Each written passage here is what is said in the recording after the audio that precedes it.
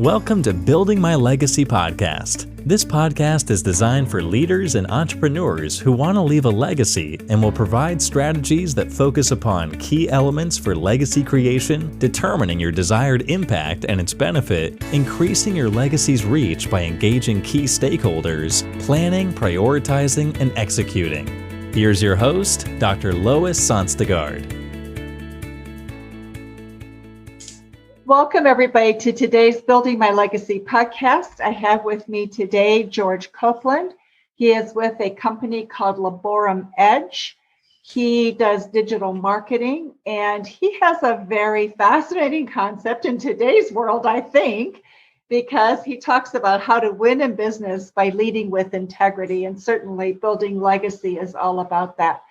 Before we get into how you came about that, George, let's talk a little bit about your business, what brought you to your business, and then let's talk a little bit about what makes your business thrive. Okay. Well, first of all, thank you, Lois, for having me. This is an exciting opportunity to talk about integrity and how it's associated with digital marketing specifically. And as you mentioned today, it's an interesting term that I think is we don't see enough of it in today's world. And when it comes to integrity, I could talk about it in so many different ways. And I think I'd like to start with how I got started, like you just said. So I was just thinking that off the cuff, the reason I got into what I'm doing now is because I was hired about 7.5 years ago by a business partner at the time to help him start a restaurant and nightlife venue. And so I had a background in music management and nightlife promotions. And so after doing that, I went to the radio station. And then from there, I was hired by this guy to help him open up a venue. And part of my job was to do all the marketing and promotion. And they needed a website. So I went and I hired someone that I thought I could trust to build the site.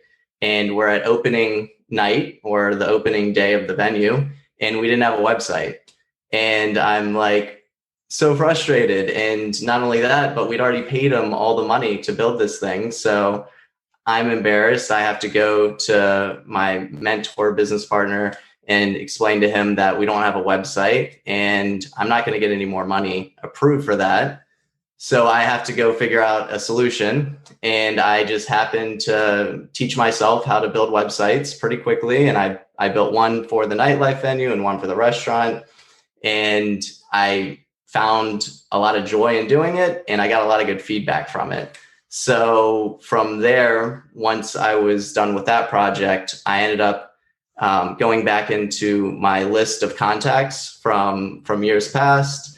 Actually, the lady who cut my hair, she had an idea for another business. So I started doing a website for her. And so integrity, to me, we never ended up getting anything back from that business, and that is the opposite of integrity, right? So when you do something in life, you give your word, you want to always do the right thing. And that's in its simplest form.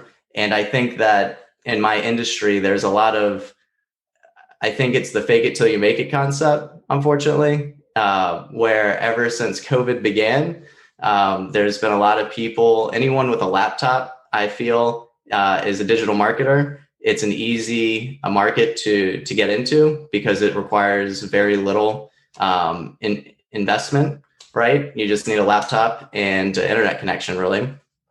And so there's a lot of people that are promising the world to businesses, and it's unfortunately tainting our industry. When I got into business, another reason I started what motivated me to do digital marketing was I had other friends and mentors get taken advantage of by Yellow Pages, which they were the original Google of their time. So very valuable, very value-driven business.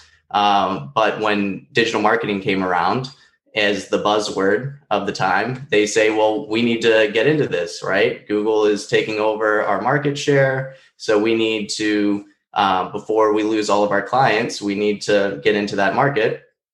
And unfortunately, they are a sales-driven entity, right? They had a great relationship with their clients. And so therefore they had the trust, and they convinced them to sign these annual contracts. And it was a $12,000 contract. And when they didn't end up getting the results, the contract was to get them more business, just like Yellow Pages was. But when they didn't get it, they would come back with respond with, we got you all these clicks. So it's not our fault, it's your fault. And it's not their fault. At the end of the day, their expectation as a client was to get more traffic and more leads. And so I felt it was wrong that Yellow Pages hid behind the philosophy of clicks. And so it's our responsibility as marketers today, when we have tools at our disposal, to get the data to show exactly how many leads or how much traffic you're getting to your website, what those sources are, how much you're spending on each source. Google Ads is a big tool that we use, or resource that we use. And the reason I love it is because of the transparency it provides. So it allows us to be able to show a business exactly where every dollar they spend is going and what's working and what's not working. We take the ad, we send them to the landing page. We actually listen to the phone calls so that we know everything we're doing is very transparent, and we understand if it's working or not working. So therefore, there's no misinterpretation or feelings. Our clients never feel like they're being taken advantage of, because they know exactly what's going on at all times. So I went on a little bit of a tangent, but I wanted to just paint the picture of what transparency looks like through integrity. So, George, I think right now there's not a person in this space that uses marketing that hasn't been burned by a digital marketer, right? I don't think so. And so when we first started talking, I said, I think we better define the word integrity, because I'm not sure it means what I think we each hold a different definition, perhaps. Mm-hmm. So talk a little bit about that and how you arrived at what is integrity, because I think some of what you described is what we would expect. That's normal expectation. So to me, integrity is that plus. So talk a little bit about that. Understood. Okay. I love that you just said that, because expectations are huge in life. It's all about setting expectations. So I don't agree with the philosophy of people guaranteeing leads or business, at least a specific number, in a specific time frame. There is no guarantees when it comes to marketing. You can set expectations that your goal is to get to this point or to hit this goal for the business. However, I want to also tie in the concept that you don't know what you don't know, right? So what I'm about to say, you probably aren't aware is even possible, but I've spent the past 3 years developing a software that takes data from Google. So I can actually look back 4 years of search history on Google, and I can see exactly what people search for. It's anonymous, so no, I don't get to see exactly what Lois is searching for example, but I get to see the aggregated data so that I can see on a specific topic, like landscaping, for example, exactly what type of ways people are searching for that topic or niche, and how many times a month are they searching for it, right? As well as an average cost. And those metrics I can actually extract based on location. So I can take a business and say it's landscaping and say they provide a service in 3 different counties. Then I can go look at those 3 counties, and based on 4 years of historical data, I can see a trend and I can see an average demand, right, of that business. And then I can actually calculate, based on our agency's historical performance for that industry, we can predict in the future what the 12-month outlook looks like. So we can say on average, next month we're going to get you 30 to 40 leads at an average cost of $70, right? And I can even break it down further into what type of leads. Are they hardscaping leads? Are they repair? Are they install? So we use natural language processing, which is a fancy word, but we break it down into topics using semantics. So like install and repair are two examples. And what that allows us to do is then give that expectation to that client based on a concrete, evidence, the data that Google provides. And what my main purpose or my main goal with this software is to provide transparency to the world so that businesses can begin to defend themselves through the awareness of what's actually possible for that business. Because right now, I don't think that it's intentional that a lot of agencies or people that have started agencies are intentionally trying to deceive people. What took me so long to do is very, very tough. It took a lot of time. It's my life's work, I would say at this point, as far as the software goes. And so because of the complexity of digital marketing, people decide they don't have the years to invest like I did into figuring out what the expectation of a working together looks like. So they just throw out a number based on maybe hopefully prior experience. But unfortunately, there's a lot of coaches out there that say, just tell them this and then figure it out afterwards. And I don't agree with that. When I started out doing paid advertising, specifically with Google, it gave me a really bad feeling in my gut when they would ask me, how much do I need to be spending on Google and what am I going to expect to get from that? I couldn't tell you. There is a keyword planner that Google provides, but it's very biased towards Google in regards to Google's bottom line is the clicks, because that's how they get paid. So they don't go out of their way to avoid in their prediction the keywords that you should be avoiding, if that makes sense. So if I told Google I want to look up landscaping traffic, it's going to give me a list of thousands of different terms. And it's going to say, on average, we're going to give you X amount of traffic or leads from that. But in that list, there's probably 40 to 50% of the terms that should be avoided. So it's taking into account false expectations. And so tying it into integrity, I think that in a way it is Google's responsibility if they have the ability to provide that type of awareness to businesses. I could go down a long path talking about their machine learning and how they're, I think, trying to get closer to that end result for the people that sign up. But I want to keep this conversation focused on the integrity piece, which it's I think an obligation or responsibility. There's a quality of life metric that is directly impacted by businesses that literally take the trust of a business. So an agency taking the trust of a business, and most likely it's a small business, right? And these small businesses, there's not just the cost of the agency, but the operational cost. And a lot of agencies are getting people to sign up for a 3-month agreement typically. And that's a lot of it, depending on the business, that is a lot of operating capital, including the wasted spend that you're probably not going to get back.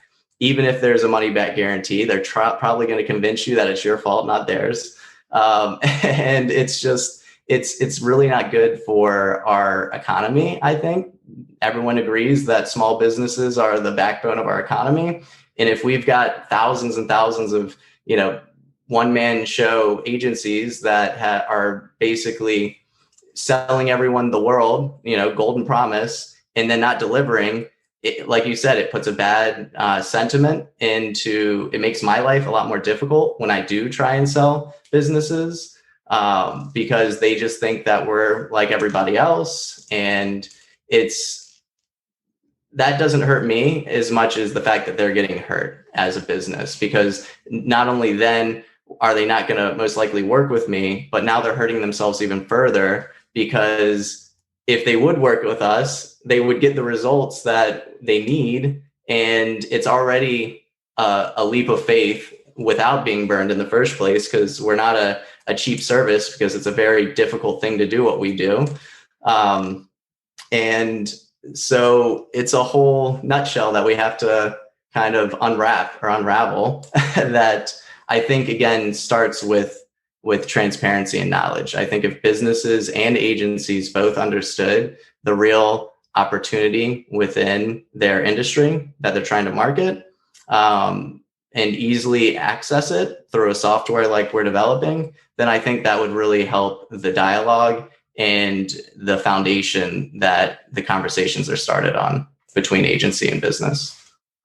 So do you license that software? So if other agencies are listening and they are curious, is it possible for them to license the software from you?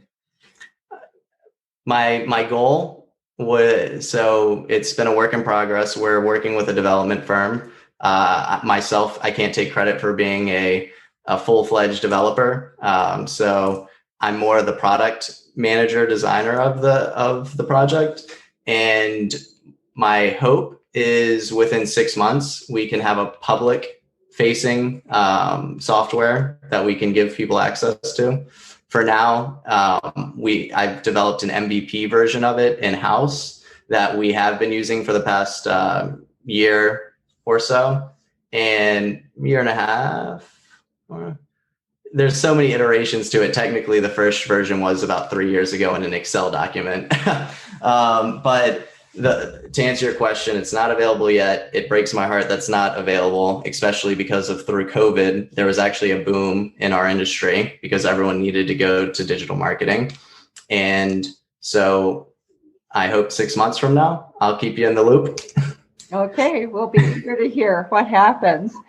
And for those of you who are listening, we'll have information in the show notes for you as well, so you can continue to be in contact should you want information down the road. So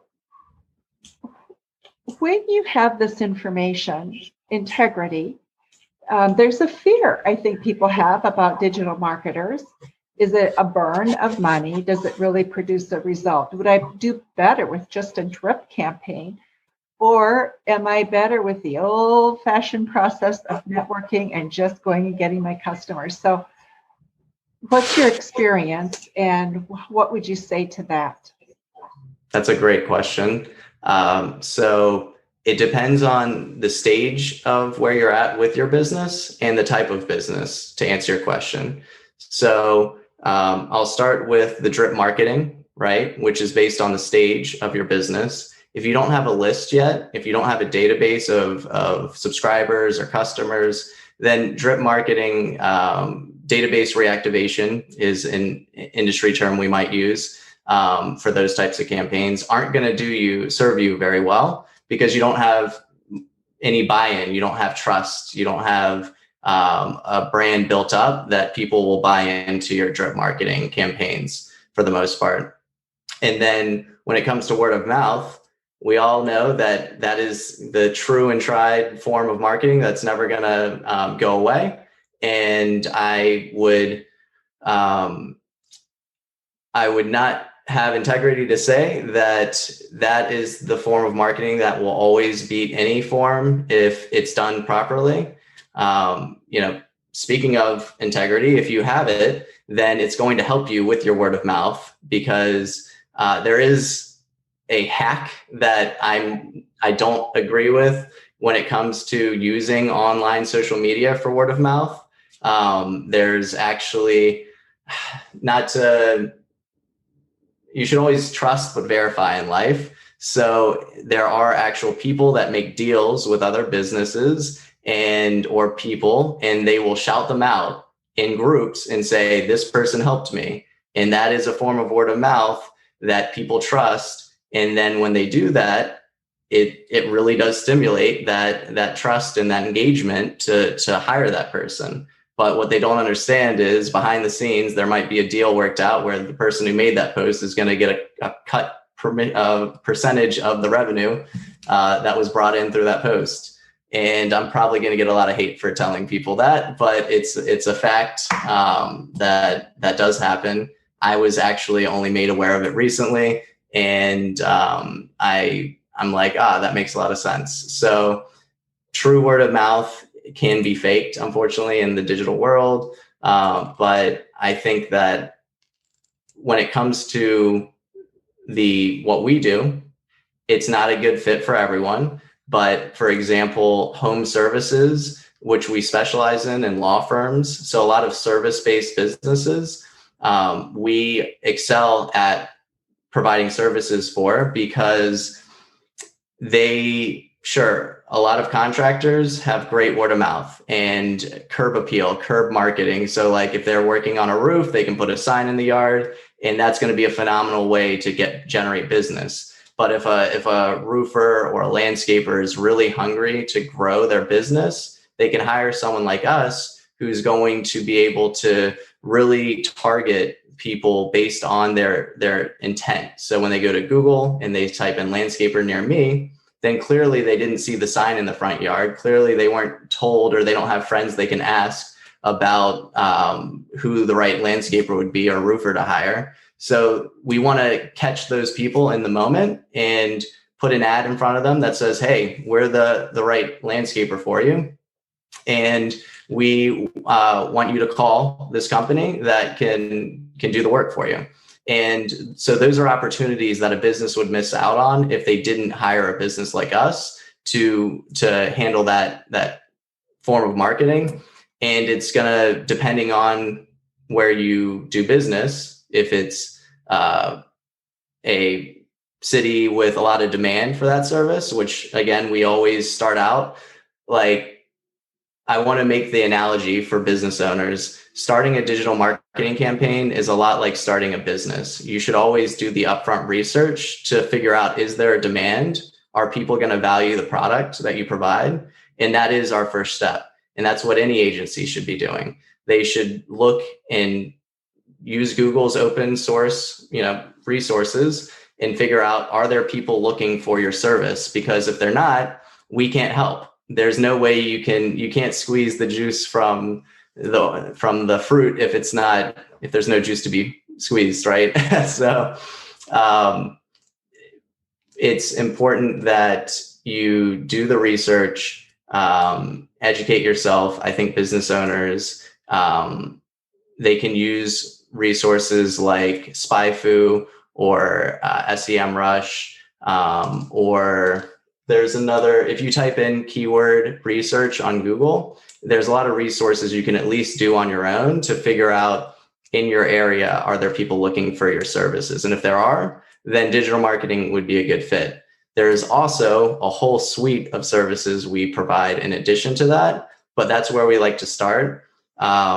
And so then we have another platform that I think you might actually be using based on the invitation we got, which acts like a CRM, and it allows you to do drip marketing, like you said, through texting, email, voicemail drops, and a whole suite of other services. And we tie that in with our lead generation service, but we also offer it to the businesses that are at a stage where they're not ready for the really ramping up the amount of leads they need. So George, is there a point where a company is not ready? When do you, if you're a startup, when do you turn that corner to being ready for digital marketing? And if you're more of a medium-sized company, entrepreneurial company, at what point do you move and focus on digital marketing? Is there a point where you make that shift? Sure. That's a really good question too. And it is how we start our conversations with potential clients. So we need to understand, what is the capacity that a business can take on a monthly basis. And so if depending on your revenue and your profit margin, which we also want to understand before we work with a business, we need to understand those three metrics, and then hopefully the close rate as well. So if we got you 10 leads, how many of those leads would you most likely convert into paying customers or jobs? And if we can get that information, then it's much easier to answer that question. So, because we always want to make sure that they get more than they spend at the end of the day. And if they don't have a capacity to take on enough work that it would end up paying for the marketing spend in our services, then it wouldn't be the right time for us to work with them. Perhaps they can try and do it on their own, and they might, for example, I spoke with someone after my last podcast about a month ago, and I followed up with her a month later.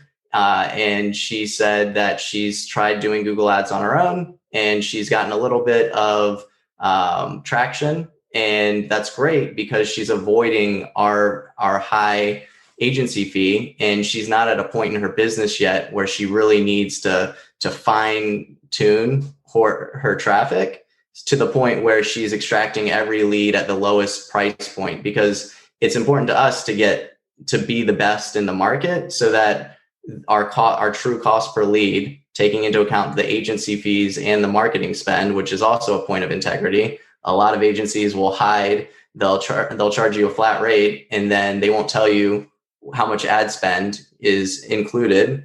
And so at the end of the day, that is the calculation that would be needed to figure out if a business, can first handle the business, and then will the profits result in a true ROI. After that, it's more psychological. Our biggest roadblock or hurdle to overcome when it comes to businesses deciding if they're ready to work with us is actually the fear to get started in the first place. So whether they've been burned in the past or they just have sticker shock, it's hard to get over, to make that decision for small businesses to be spending.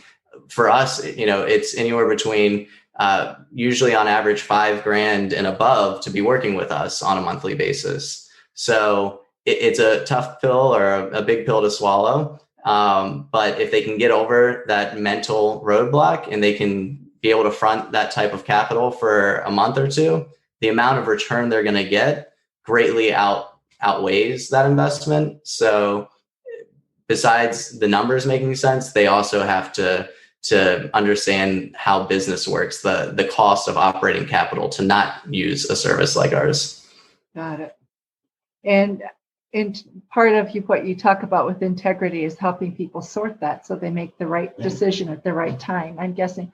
Who are your best clients? Thank you. They are definitely home service and law firms. We've worked with, What is home service? What do you mean by home service? Thank you. So we are mainly focused right now, we're doubling down on landscapers, which is a form of home service. But any home service is general contractor is a very broad form of home service. Someone who installs pools, pest control, roofers, siding, gutters, doors. We've worked in all these different industries. And the reason they work so well for us is because their profit margins per project or per job are or their bottom line profit really is so high that we've, in the first month, been able to pay for our services for a whole year with some certain contractors.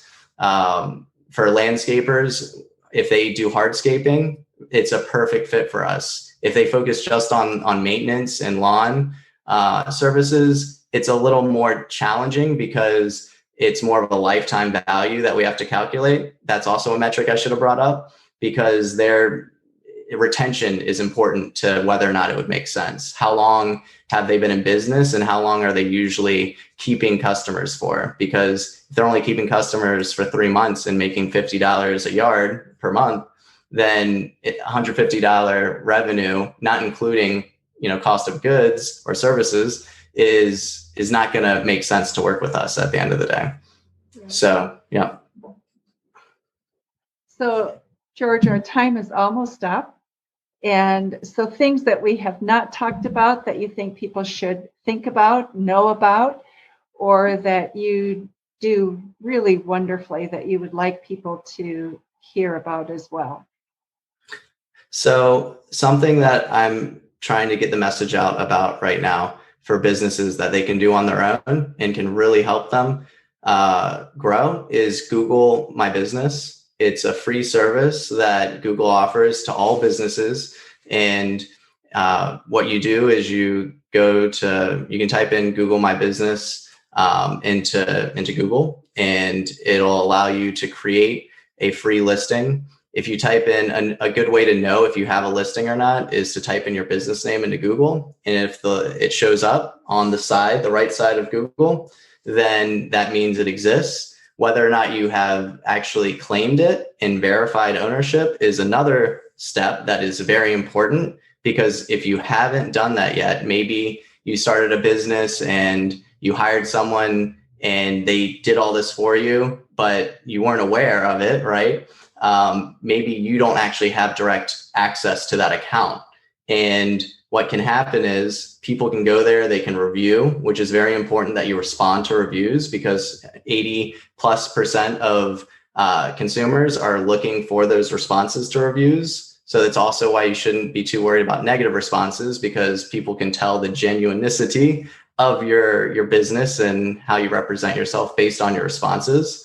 Not everyone is happy. And so there's that point. But something also to be very careful or to be aware of is if you have a listing and you're not able to access it, people can actually go in. I could go into any business and make a recommendation to change the phone number or any other information about that business. And within 2 weeks, what happens is there's a notification sent out to whoever the admin of that profile is, whoever created the account.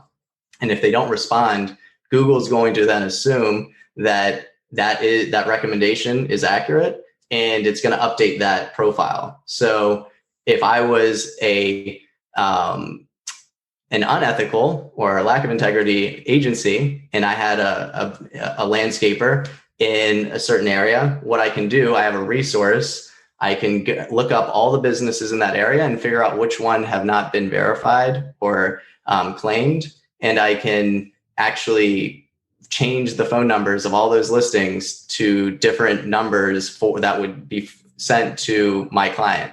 Right. So that's something I wanted to just mention. It's very important. If you go to our website, which you can get to by typing in market.digital. So instead of .com, it's .digital. Market.digital. It'll take you to our website. You can click on the blog section, and we have 3 different blog posts talking about Google My Business, how to get it, how to protect yourself. You can also hire us. We're kind of like a registered agent. We can become an admin and make sure that your information never changes. And the final thing I'll note, if I can, is the reviews help you get listed. Not only the reviews, but making posts as often as you can on the profile will help you get listed organically. So things that you don't have to pay for. If you ever type in coaching near me or landscaping near me, you're going to see a map section with 3 different business results. And the way you get shown in those results, you can pay, but typically there's only 1 slot for paid and there's still 2 for organic. The way you get there is by getting a bunch of reviews, not all at once. I actually recommend you getting them frequently, because that's what Google looks and cares about is the health of your profile, and responding to all the reviews. And within the reviews, keywords matter. So people typing reviews in your responses, you actually want to include keywords that matter to your business. And when I say matter, it's not about what you think, it's about what actually people search for. So that's a big difference. There's vanity terms, which a business could go to an SEO agency and say, I want to be ranked for these terms, but there might be no demand for them. So you want to do your upfront research, figure out what terms actually matter, and then make sure to include them on your listing and the reviews and in your responses. And that will help you be found. Wow. Yeah. Thanks very much. That's You're welcome. information. Thank you. You bet. George, thank you so much for being with us today on Building My Legacy podcast. And for those of you who are looking for more information, we will have information about George Copeland and his business in the show notes. So please feel free to connect with him. And if you would like some help, certainly feel free to contact us. And then remember to visit our website at www.buildtomorrow.com and our social media sites as well. Thanks very much, everybody, for being with us today. Thank you, Lois. You've been listening to Building My Legacy podcast with Dr. Lois Sonstegard. To book your appointment with Dr. Sonstegard, visit www.buildtomorrow.com.